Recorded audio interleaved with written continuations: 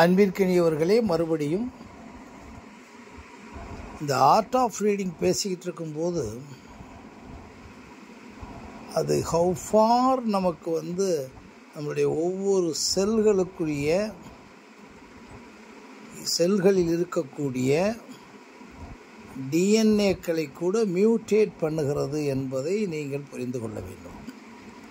இது மாயமில்லை, மந்திரம் இல்லை, இது ஒன்றும் ரகசியம் இல்லை, இது உண்மை. நீங்கள் சாப்பிடுகின்ற அருந்துகின்ற உள்வாங்குகின்ற ஒவ்வொரு உணவுக்கும், அதே மாதிரி நீங்கள் உள்வாங்குகின்ற காற்றோட்டமாக இருக்கட்டும், அனைத்திற்குமே இந்த உடம்பில் இருக்கக்கூடிய, ஏற்கனவே நான் சொல்லியிருக்கக்கூடிய இதயம் என்றால் அதனுடைய ஒவ்வொரு செல்லுக்குள்ளும் ஒரு மாற்றம் நடைபெறுகிறது. உண்ணுகின்ற உணவும் எண்ணுகின்ற எண்ணமும் ஒவ்வொரு நொடியும் நீங்கள் இந்த உடம்புக்குள்ள இருக்கக்கூடிய ஒவ்வொரு செல்லுக்குள்ளும் செல்கிறது என்பதை புரிந்து கொள்ளுங்கள். அது உடனே புரிந்து கொள்ள முடியுமான்னு வேண்டியதில்லை, ஈஸியாக புரிந்து கொள்ளலாம். நீங்கள் இந்த உடம்பை 40 வருஷம் வளர்த்துக்கிட்டு இருக்கீங்க, திடீர்னு ஒரு விஷம் கலந்தால், ஒரு பாம்பு கொத்திருச்சுன்றீங்கல்ல, ஒரு விஷம் கலந்தால், விஷத்தை நீங்கள் சாப்பிட்டு உயிரோடு இருக்க முடியுமா? அப்போ நினச்சி பாருங்க, அந்த விஷம் எப்படி பரவுகிறது, ஒவ்வொரு செல்லையும் கொன்று விடுகிறது.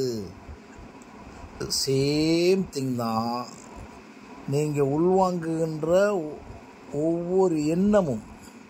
இந்த எண்ணம் எப்படி நீங்கள் உள்வாங்குறீங்கன்னு சொன்னால், இந்த எண்ணம் எப்படி உருவாகிறது என்றால், நீங்கள் அவரவருக்கு தக்கபடி, அவர்களுடைய மரபணு திறனுக்கு தக்கபடி எத்தனை ஆண்டுகள் நீங்கள் உள்வாங்கி வைத்திருக்கிறீர்களோ.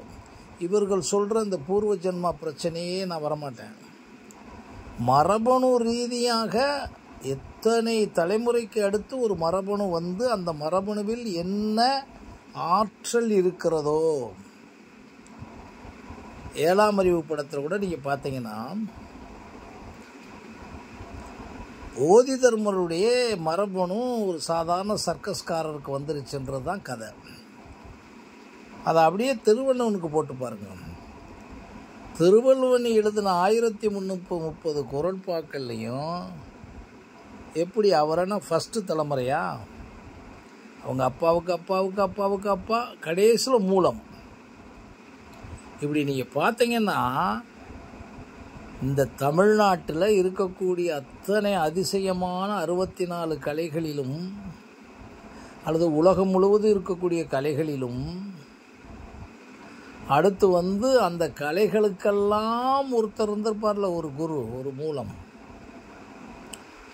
அந்த எல்லாமே உங்களுடைய செல்களில் இருந்தது தான், மரபணுவில் இருந்தது தான். இப்போ நான் சொல்கிறேன் பாருங்கள், அதில் தான் நான் ஏற்கனவே பேசியிருக்கும் போது, அண்டத்தில் இருக்க அனைத்தும் பிண்டத்தில் இருக்கிறது. இதெல்லாம் ஆர்ட் ஆஃப் ரீடிங்க்கு எப்படி கண்ணா, நீங்கள் படிக்க படிக்க படிக்க படிக்க அப்படி வச்சுங்க, அதுக்கு பிறகு சொல்லவே முடியாது. நீங்கள் உங்களுடைய விஷயத்தை படிக்க படிக்கல, உங்களுடைய திறனுக்கு தகுந்தபடி, திறன் தூண்டக்கூடிய ஈடுபாட்டுக்கு தக்கபடி, ஈடுபாட்டிலும் எந்தவித சலனமில்லாமல் இருப்பதற்கு தக்கபடி உள்ள நீங்கள் போய் ஸ்டோர் ஆகிக்கிட்டே இருக்கும். அந்த ஸ்டோர் பூராமே உங்களுடைய டிஎன்ஏக்களிலும் டிஎன்ஏயை சுற்றியும் இருக்குது. அதுக்கு கீழே தான் நான் சொல்லியிருக்கேன் ஏற்கனவே, அன்பும் உண்மையும் இருக்கு. நீங்கள் உள்ளபுறம் ஏற்றிக்கிறலாம், ஆனால் உங்களுக்கு மறுபடியும் ஒரு ஆசை, பேராசை, ஒரு பொய்மை, மாயை, குறிப்பாக ஆணவம், திமிர், நான் செய்கிறேன் என்ற ஒரு சின்ன சிலிப்பு வந்தாலும் சரி, அது பேராசையாக வந்தாலும் சரி, சுயநலமாக வந்தாலும் சரி, பொய்மையாக வந்தாலும் சரி, மாயாக வந்தாலும் சரி, அறியாமையாக எது வந்தாலும் எகைன் நீங்கள் உள்வாங்குகின்ற ஒன்று காலியாயிரும். நல்லா புரிஞ்சுக்கோங்க. ஒன்றை உங்களுடைய டிஎன்ஏயும் டிஎன்ஏ சுற்றி இருக்கக்கூடிய அறிவு தான் வந்து அந்த டிஎன்ஏவுடைய பரிணாமம்.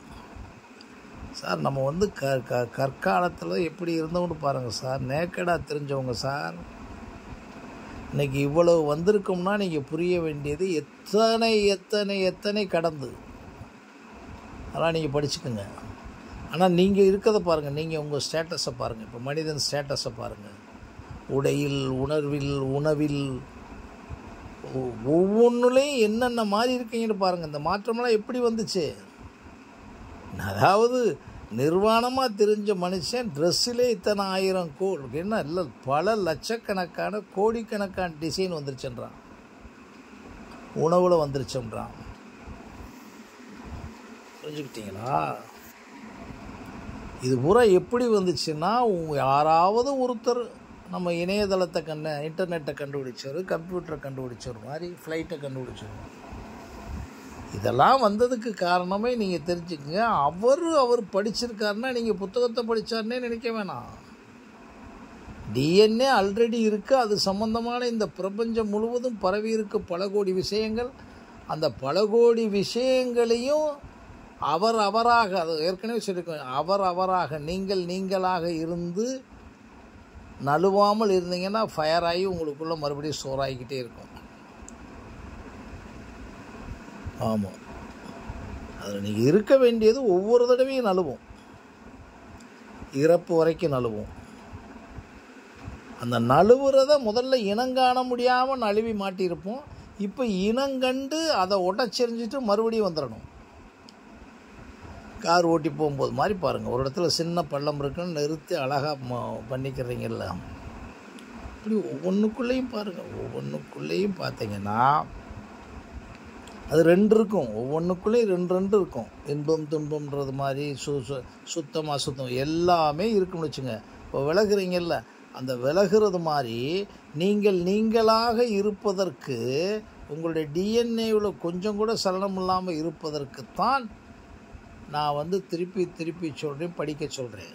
ஏனென்றால் நீங்கள் படிச்சுக்கிட்டே இருந்தால் தான் திருவள்ளுவனுக்கும் உங்களுக்கு இருக்கக்கூடிய ஒரு டிஃப்ரென்ஸ் தெரியும்.